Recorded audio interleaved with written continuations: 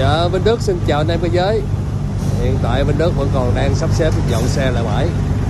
Thì hiện tại như anh em đã biết thì Vinh Đức có kênh cơ giới Vinh Đức là trên kênh TikTok luôn nha anh em. Anh em theo dõi trên đó thì hàng ngày nhiều khi rảnh đó mình sẽ lấy xe ra test xe, thử xe cho anh em. Dạ. Dạ rồi, cảm ơn anh em nhiều. Xin chào anh em. Hẹn anh em tại cơ giới Vinh Đức. Chào anh em.